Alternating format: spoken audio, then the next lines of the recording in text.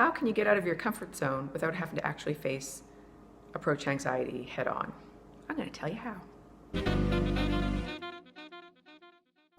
Well, the best way to get out of your comfort zone to start overcoming approach anxiety and shyness is to get out of your comfort zone. So depending on how shy you are right now will determine where you start. If you're super, super, super shy and you have severe social anxiety, you can't even look at people, that's the place to start, is to start just like making eye contact with people that you pass in the street, or start smiling at people. If you're a little bit more advanced and that doesn't really bother you, like you can talk to people at work and it's no big deal, then you need to start talking to people outside of work. You need to start challenging your comfort zone from wherever your comfort zone, the edge of your comfort zone is. So if you're kind of comfortable, you might want to start by like going to a coffee shop by yourself and not having a distraction like a book or your iPhone or your earbuds in.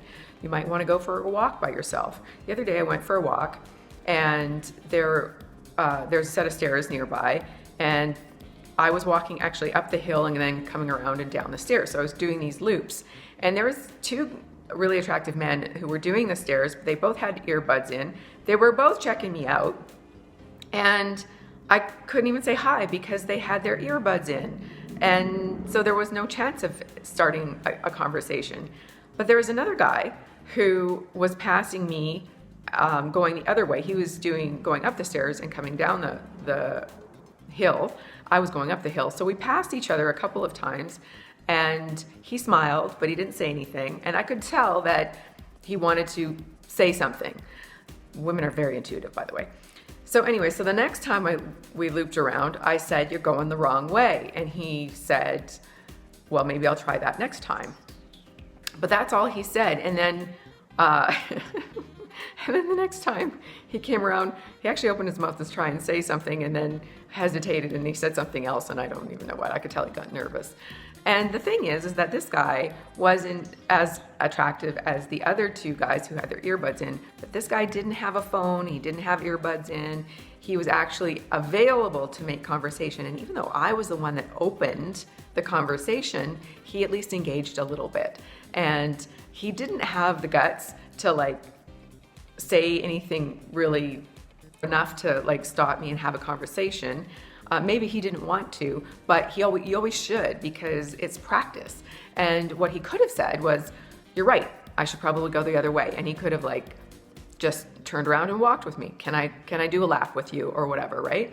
And I'm the one that started the whole conversation, so I probably would have been fine with it. And at any time a girl is engaged with you, like if she starts a conversation or if she's smiling, if she's still there, she's at least interested in talking to you, and you're not going to get rejected in a humiliating way. Like, I wasn't interested in this guy romantically, but I was talking to him. And anytime you have the chance to talk to a woman or a girl, you should take it, because it's practice. The more you get comfortable being around women, the less uncomfortable it is when you actually meet or see someone that you're really attracted to, that you want to engage with. You're still going to be nervous, but it's not going to be as terrifying as if you'd never had any practice. So those are a couple things. Go to a coffee shop by yourself. Go for a walk by yourself. Remove the distractions and any barriers to connecting, like iPhones and earbuds and all that sort of thing. Go to a park and sit in the park. Talk to strangers. The thing is you need to start getting out of your comfort zone. And a really good way to practice getting out of your comfort zone is by doing things that have absolutely nothing to do with social interaction. So drive a different way to work. It's going to be out of your comfort zone. Doesn't matter if it's a little longer to get there. Just take a different route. Brush your teeth with your non-dominant hand. Have dinner at a different time. Wear something that's a little bit outside of your normal style. Like, that will feel uncomfortable for you, especially if you're shy. Like, try to go in, and if you have the funds available to do it, go in and get a stylist at some trendy hip, store to put together an outfit for you that they think is going to look good on you. And maybe give yourself the option to be able to like remove one part of it, but still buy the outfit that's a little bit beyond what your current comfort zone is. So anytime we start like challenging our comfort zone, what happens is we build trust in ourselves to be able to handle getting out of our comfort zone. I used to be really, like I grew up in a small town and I never left until I was like 20 or 19. When I was 19, I left. And I actually went traveling by myself, and it was scary. I ain't gonna lie, it was scary, but I did it anyway. And then I did it again, and for quite a while it was scary. And then when I actually moved, I moved out of my little small town, and that was like super freaked me out because it was out of my comfort zone. And then from there, I'm like, oh, that was easy. So then I moved to a different city, and then I moved to a different country. And like now I move around a lot just because I'm curious about different places and I have the ability to do it. And it's not scary at all anymore because I know I can handle it. I know that wherever I go, I can easily make friends now. Like that was another thing I had to challenge myself to do. Like, I didn't have any friends for a long time, or I had like a couple friends that were from my childhood that just had been there forever.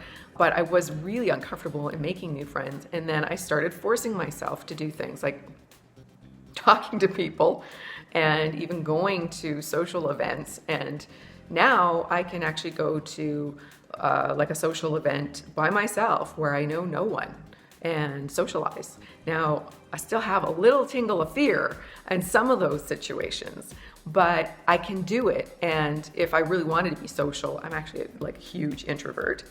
But if I want to do that, then it is easier for me to do that now because I've practiced. So anytime you want to get better at something, you have to practice. And that goes with getting over social anxiety or playing a guitar or learning a new language or anything. You just start from where you're at.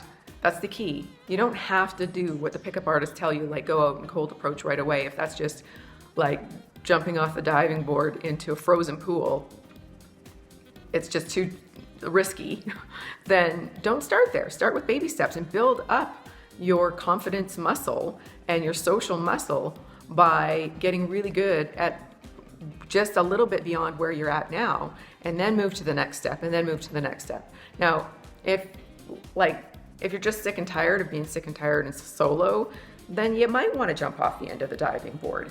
But sometimes what will happen is because you're so inexperienced at it, you might really do a crappy job and get a bad reaction, and that will just reinforce your negative sense of your ability in that particular arena. So the safer way is just to take baby steps from wherever you're at and just keep pressing on your comfort zone, go a little bit beyond.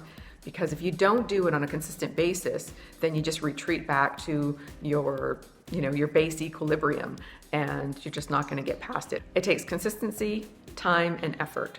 Typically, changing a habit, depending on how long it's been ingrained, if you're still shy watching this, it's been in there for a long time. It's going to take some time to undo it, but you can do it if you're consistent in taking action towards getting over any of these fears that you have.